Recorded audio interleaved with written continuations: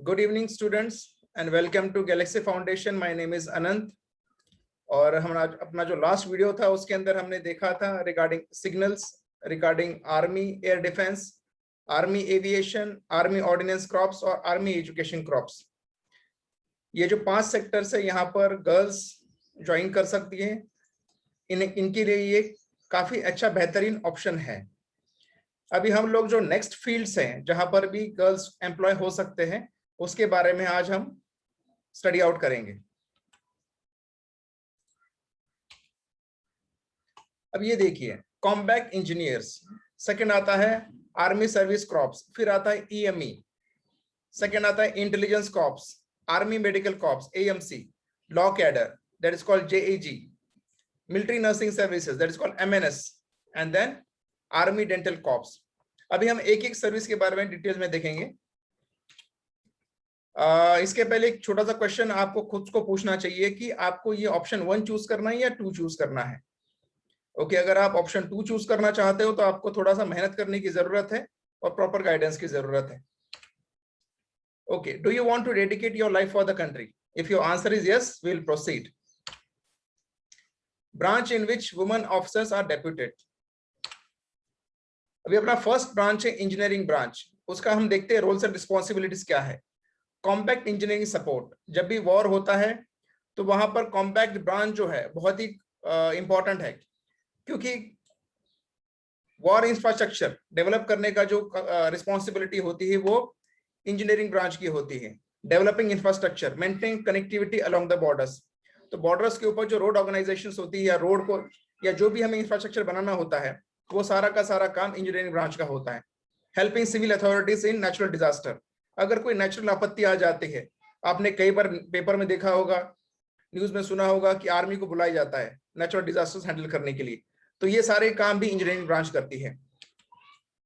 Second आती है electronic and mechanical E ordnance branch that is called EME. इनका role देखते हैं क्या है। Maintain the operational fitness of electrical, mechanical, electronic and optical equipments of the army. Army के अंदर कई तरह के इक्विपमेंट्स है, उसमें हम देखेंगे इलेक्ट्रिकल है, मैकेनिकल, इलेक्ट्रॉनिक्स, ऑप्टिकल इक्विपमेंट्स, इन्हें मेंटेन करना ये सबसे बड़ा इनका फंक्शन है। Minor to factory level repair to everything the army use.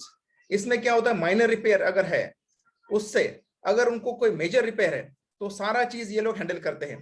Repair team based on customize armoured vehicle, तो रिपेयरिंग ये फैक्ट्री में तो डेफिनेटली करते ही करते हैं, लेकिन वॉर जोन अगर है तो वहां पर भी इन्हें जाके काम करना होता है।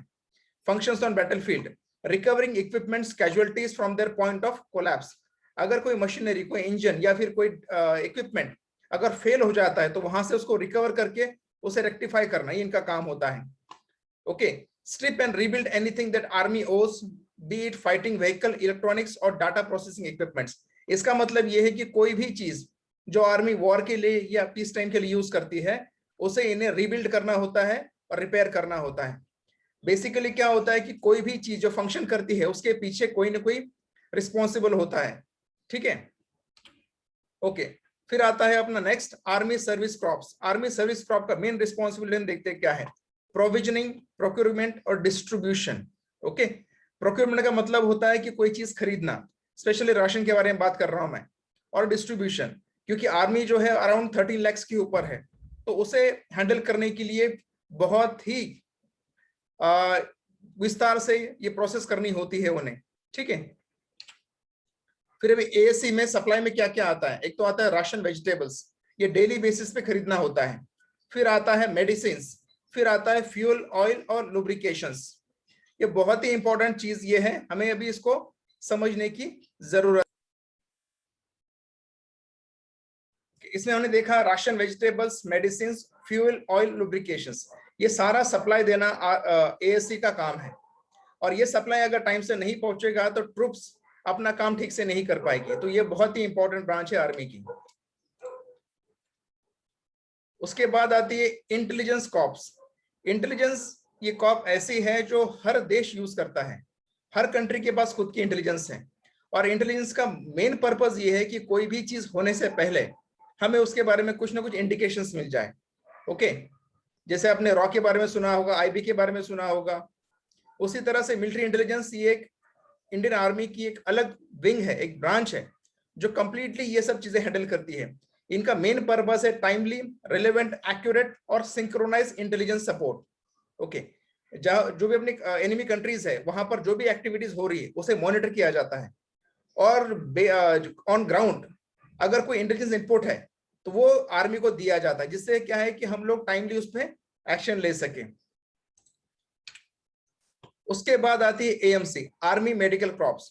आर्मी मेडिकल क्रॉप ये बहुत ही इंपॉर्टेंट है, क्योंकि जब वॉर में क्या होता है कि जब कैजुअलिटीज होती है तब ये ब्रांच जो है बहुत ही इंपॉर्टेंट कारगर होती है, क्योंकि उस कैजुअलिटीज को हैंडल करना ये बहुत ही क्रिटिकल चीज होती है।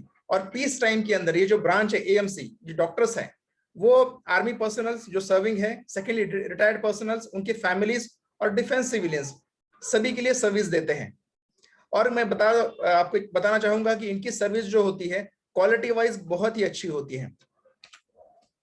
उसके बाद आती है army dental crops. Army dental crop का भी सेम पर्पस है। ओके, वॉर फुटिंग के अंदर भी वो लोग फॉरवर्ड बेस पे भी काम करते हैं। सेकेंडली जो भी बेस हॉस्पिटल्स होते हैं वहां पर भी इनका सर्विस काफी अच्छा होता है। ये आर्मी पर्सनल्स जो सर्विंग है, सेकेंडली वेटरन्स, रिटायर्ड जो है, उनकी फैमिलीज और डिफेंस सिविलियंस, तो सभी के लिए ये लोग फंक्शन करते हैं। उसके बाद आता है military nursing services. Military nursing services का बहुत बड़ा रिस्पॉन्सिबिलिटी है, क्योंकि उनका मिलिट्री नर्सिंग सर्विसेज में उनका जो रिस्पॉन्सिबिलिटी देखेंगे आप लोग, तो एज ए ट्रेडिशनल नर्स तो होता ही होता है, लेकिन उनका जो ट्रेनिंग है वो काफी अपग्रेडेड होता है। ओके, हम यहाँ पे चेक करते हैं, but they are also trained on how to work with military patient and how to work in a military environment. अभी क्या होता है, मिलिट्री पेशेंट के साथ काम करना डिफिकल्ट क्यों होता है? क्योंकि ट्रॉमा होता है। ओके, कोई अगर ज्यादा घायल है, किसी को गोली लगी है, तो उसका जो ट्रॉमा है, उस ट्रॉमा को हैंडल करना बहुत ही अलग चीज होती है।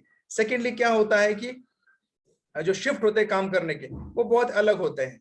थर्ड चीज ये होती है कि नॉर्मल जो लाइफ होती है, ओके, नॉर्मल जो बेस लाइफ होती है या फिर नॉर्मल आप जो सिविल लाइफ जीते हो, इससे ये लाइफ थोड़ी सी अलग होती है, क्योंकि यहाँ पर बहुत ज्यादा अंडर प्रेशर काम करना होता है, तो उसके लिए आपको मेंटली भी बहुत स्ट्रांग होने की जरूरत है। तो अभी हमने जो बेसिक ब्रांचेस के बारे में चेकआउट कर लिया है। अभी हम लोग नेक्स्ट वीडियोस के अंदर ये देखेंगे कि आपको इसमें एंट्री कैसे करनी है। ओके, तो गर्ल्स के लिए इसमें एंट्री करने का साधन क्या है, कैसे आप एंट्री कर सकते हो? आप 12th के बाद कर सकते हो, आफ्टर ग्रेजुएशन कर सकते हो, आफ्टर पोस्ट ग्रेजुएशन कर सकते हो। ये सारी की सारी डिटेल इन्फॉर्मेशन जो है आपको नेक्स्ट वीडियो के अंदर मिलेगी। तो मैं आपको रिक्वेस्ट करूंगा कि हमारा कॉन्टैक्ट डिटेल्स है।